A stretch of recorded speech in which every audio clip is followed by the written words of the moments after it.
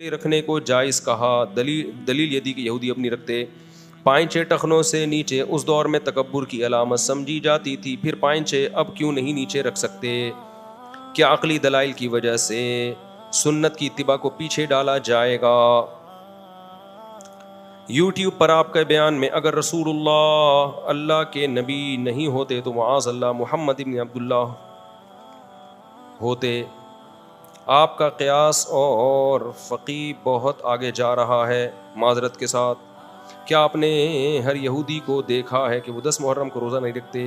قیامت میں درخت پکار کر کہے گا میرے پیچھے یہودی ہے، مارو اس کو، پکڑ کے مارو.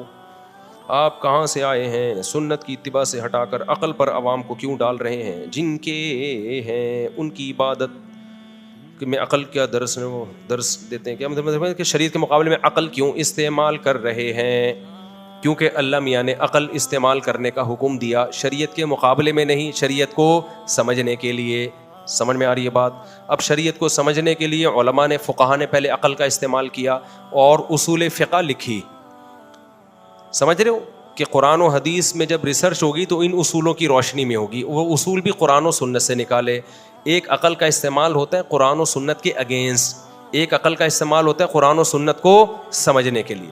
اب جو سوال ان کا بھائی کا یہ تھا کہ 10 محرم کے روزے کے بارے میں نے کہا کہ اکیلے رکھنا بھی جائز ہے. کیوں؟ حدیث میں آتا ہے 2 روزے رکھو، کیونکہ یہودی 1 روزہ رکھتے ہیں تو ان کی مخالفت کرو. کتنے رکھو؟ 2. میں نے اس کا جواب یہ دیا تھا کہ بھئی یہودیوں کی مشابہت کی وجہ سے ہمارے نبی نے حکم دیا 2 رکھو. اب چونکہ یہودی نہیں رکھتے تو اب 1 رکھنا بھی جائز ہے. تو انہوں نے کہا جو آپ نے لاجک پیش کی تو لاجک کی وجہ سے حدیث کو کیا کر دیا؟ چینج کر دیا. اور اس پر پھر ایک اشکال یہ کیا کہ اس طرح تو حدیث میں یہ بھی آتا ہے کہ ٹخنوں سے نیچے شلوار مت کرو کیونکہ یہ کیا ہے؟ تکبر ہے. تو اب تو تکبر کی وجہ سے لوگ نہیں کرتے، پھر یہ مسئلہ بھی کیا ہو جانا چاہیے؟ چینج. اب ٹخنے ڈھانکنا جائز ہونا چاہیے. میں ان کے سوال کو ایک واضح کر رہا ہوں، سمجھتے ہو کہ نہیں سمجھتے؟ اس کا جواب یہ ہے کہ دیکھو احکام کا مدار حکمتوں پر نہیں ہوتا، علتوں پر ہوتا ہے. یہ مسئلہ تو ہے. کیا مطلب؟ قرآن میں آتا ہے کہ نماز بے حیائی سے روکتی ہے، تو ہم نماز کیوں پڑھتے ہیں؟ اس میں حکمت کیا ہے؟ بے حیائی سے روکنا. اب اگر کسی کو نہیں روک رہی تو کیا نماز چھوڑ دے؟ ہم کہیں گے بھائی حکمت پوری نہیں ہو رہی، لیکن یہ ایک حکمت ہے. علت کیا ہے؟ اقیم الصلاۃ، نماز قائم کرو. یہ جو نص ہے نا قرآن کی آیت، یہ علت ہے. جب تک یہ علت رہے گی نماز فرض رہے گی، چاہے اس کی حکمتیں حاصل ہو رہی ہوں کہ نہیں ہو رہی ہوں. ایسے ہی بعض چیزیں ناجائز ہوتی ہیں کسی حکمت کی وجہ سے، لیکن اس حکمت پر حکم کا مدار نہیں ہوتا، مدار علت پر ہوتا ہے. مثال کے طور پر حدیث میں آتا ہے شلوار ٹخنوں سے نیچے مت رکھو. اس میں حکمت کیا ہے؟ تکبر کی علامت. لیکن علت کیا ہے؟ وہ تمام احادیث جس میں شلوار کو ٹخنوں سے نیچے رکھنے کو منع کیا گیا، وہ علت ہے. اب اگر کسی کو تکبر نہیں بھی ہو رہا تو حکمت ہے نا تکبر. اصل علت کیا ہے؟ وہ احادیث جن سے پتہ چلتا ہے کہ شلوار ٹخنوں سے نیچے رکھنا کیا ہے؟ علی الاطلاق منع ہے. سمجھتے ہو کہ نہیں سمجھتے؟ اب ہوتا یہ ہے کہ بعض دفعہ حدیث ہی سے ہمیں پتہ چل جاتا ہے کہ یہ جو چیز ہے یہ حکمت نہیں ہے بلکہ علت ہے. مثال کے طور پر قرآن کہتا ہے وَلَا تَقُلْ لَهُمَا اُفٍّ، ماں باپ کو اف مت کرو. اس کی علت کیا ہے؟ اس میں حکمت کیا ہے؟ تکلیف نہ ہو ان کو. کیا خیال ہے؟ اس میں حکمت کیا ہے؟ ابے بولو نا، ماں باپ کو تکلیف نہ ہو. اب کسی قوم میں اف کا لفظ محبت کا ہے تو کیا ماں باپ کو اف کہنا حرام ہوگا؟ پھر جائز ہوگا، باعث ثواب ہوگا. وجہ کیا ہے کہ یہ جو لا تقل لہما اف ہے نا قرآن میں، یہ علت نہیں ہے. علت تکلیف پہنچانا ہے. اس حکم کی علت کیا ہے؟ یہ لا تقل لہما اف تو ایک ایگزامپل ہے، کیونکہ اف سے تکلیف ہوتی ہے. اصل حکم یہی ہے کہ تکلیف نہ پہنچاؤ. تو یہ جو حکم ہے نا شلوار ٹخنوں سے نیچے مت رکھو، اس کا یہ ایک حکمت بیان کر دی کہ متکبرین ایسا کرتے ہیں. اصل علت یہ ہے کہ نہیں رکھنی ہے چاہے تکبر ہو یا نہ ہو. کیونکہ اس دور میں، اس کی دلیل یہ ہے کہ اس دور میں ابو بکر تو بالکل متکبر نہیں تھے ان کو بھی نبی نے اجازت نہیں دی کہ شلوار ٹخنوں سے نیچے ڈھانکو. تکبر کا کوئی عنصر تھا؟ لیکن ہمارے نبی کی شلوار بھی اوپر رہتی تھی. اس سے پتہ چلتا ہے یہ جو تکبر کا ذکر آیا یہ بطور حکمت کے آیا ہے، بطور علت کے نہیں آیا. جبکہ 2 ایک کے بجائے جو محرم کے 2 روزے رکھنے کا حکم دیا جا رہا ہے، یہ صرف یہودیوں سے مشابہت کی وجہ سے، اصل ممانعت دو روزوں ایک روزے کی نہیں ہے، اصل ممانعت ہے یہودیوں سے مشابہت نہ ہو. تو یہ مشابہت علت ہے، یہ حکمت نہیں ہے. نہیں آئی میرا خیال ہے بات سمجھ میں؟ یہ علت ہے، یہ حکمت نہیں ہے.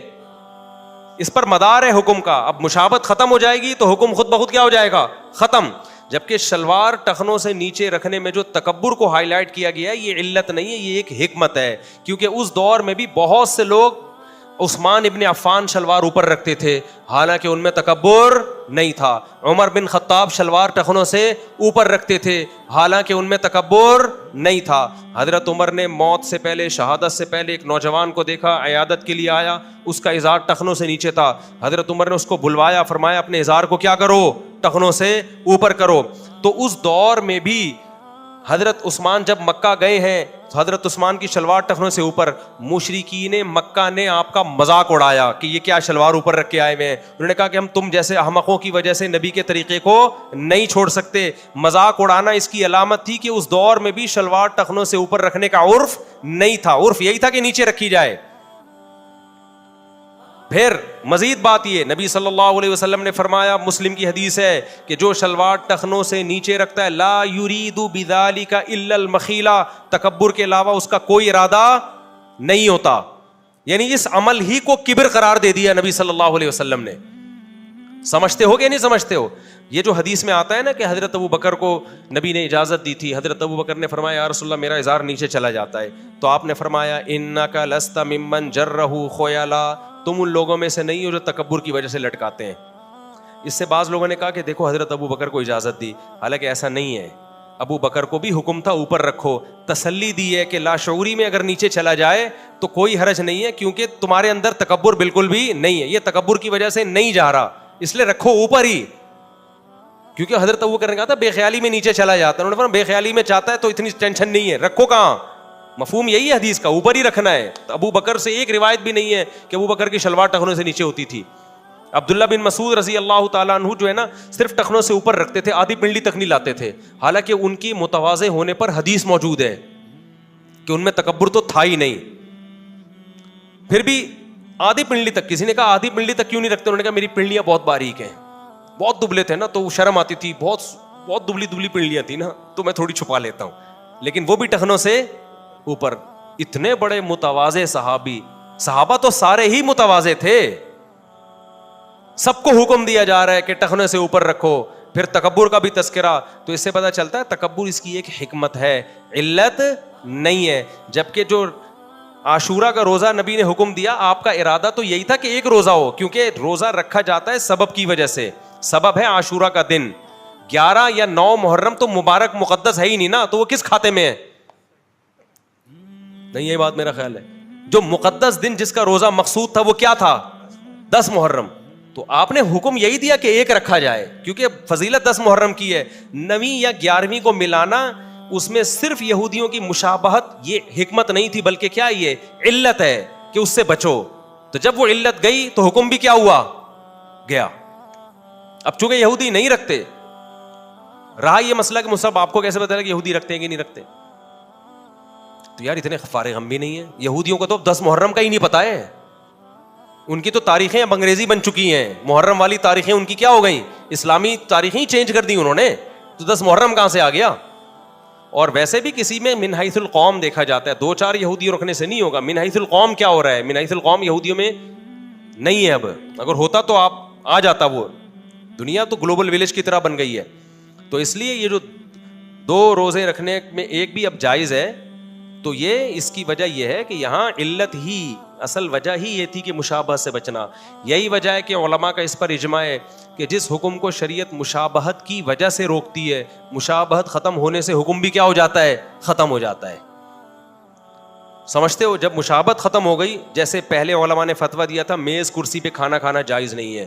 وجہ اس کی یہ تھی کہ ہندوستان میں، عرب میں، ترکی میں، رشیا میں، ہر جگہ جہاں مسلمان تھے وہ دسترخوان پہ کھاتے تھے، میز کرسیوں پہ نہیں کھاتے تھے. بر صغیر میں انگریز نے میز کرسیاں متعارف کروائیں. علماء نے فتویٰ دیا جو میز کرسی پہ کھائے گا اس کا کھانا کیا ہے؟ یہ عمل کیا ہے؟ ناجائز. کیونکہ اس میں غیر مسلموں سے کیا ہے؟ دیکھنے میں لگے گا کہ یہ ایک انگریز کا پٹھا ہے. لیکن جب مسلمانوں میں اس کا اتنا رواج ہو گیا, ہوٹلوں میں کرسیاں میز آ گئیں, اب یہ غیر مسلموں کا کے ساتھ خاص رہا نہیں ہے. ساری دنیا کے سارے علماء کا فتویٰ ہے کہ میز کرسی پہ کھانا کھانا کیا ہے, جائز ہے, کیونکہ اب یہ مشابہت رہی نہیں ہے, کیونکہ وہ چیز مسلمانوں میں سرایت ہو گئی. پھر بھی ہم کہتے ہیں بہتر یہی ہے کہ 2 روزے رکھ لے, حدیث کے ظاہر پر عمل کر لے. یہاں کچھ لوگ گڑبڑ کر سکتے ہیں, وہ کہتے ہیں اچھا داڑھی بڑھانے کا حکم بھی تو اس لیے ہے کہ یہود و نصارہ کی مخالفت ہو. حدیث میں آتا ہے اعف اللحى وقص الشوارب خالف الیہود والنصارى, یہود و نصارہ کی مخالفت کرو, داڑھی بڑھاؤ, مونچھیں گھٹاؤ. تو بعض لوگ یہ کہتے ہیں کہ یہ تو اصل میں ایکچولی اس لیے تھا کہ یہود و نصارہ داڑھی کٹاتے تھے تو ہمیں بڑھانے کا حکم تھا, تو ان کی مشابہت کی وجہ سے. اب تو یہود و نصارہ بھی داڑھی رکھتے ہیں, یہودیوں کی اتنی بڑی بڑی داڑھی ہے, تو اب مشابہت کا عنصر کیا ہو گیا, ختم.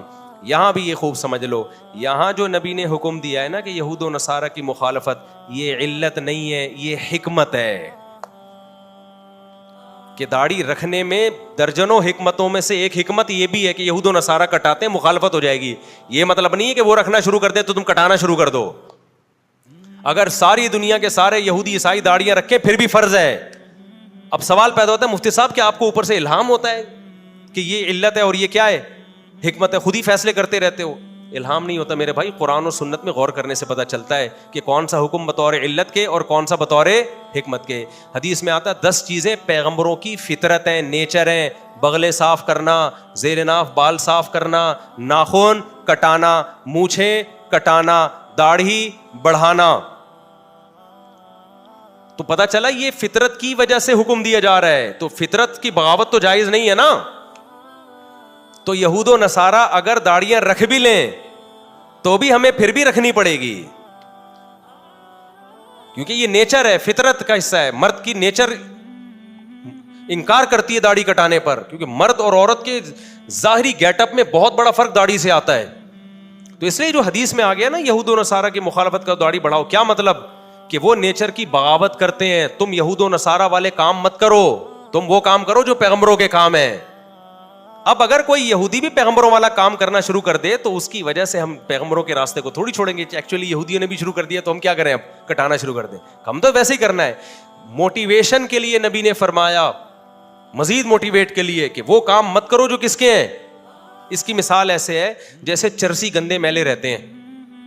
چرسی کیا رہتے ہیں, گندے میلے. اکثر دیکھا ہوگا نا نہاتے نہیں ہیں. آپ بھی نہیں نہاتے تھے, آپ کے ابا نے بولا ابے چرسیوں والے کام مت کر, ان کی مخالفت کر. کیا مطلب, اچھے لوگوں والے کام کر, نہایا دھویا کر. آپ نے کہا ابا چاہتے ہیں کہ میں چرسیوں والے کام نہ کروں, چرسیوں کی مخالفت کروں, میں نہاؤں گا. ایک دن آپ نے دیکھا چرسی بھی نہانا شروع ہو گئے. آپ نے کہا, ابا نے کہا تھا چرسیوں کی مخالفت کرو, چرسیوں کی. اب وہ نہا رہے ہیں تو اب میں کیا رہوں گا, میں گندا رہوں گا.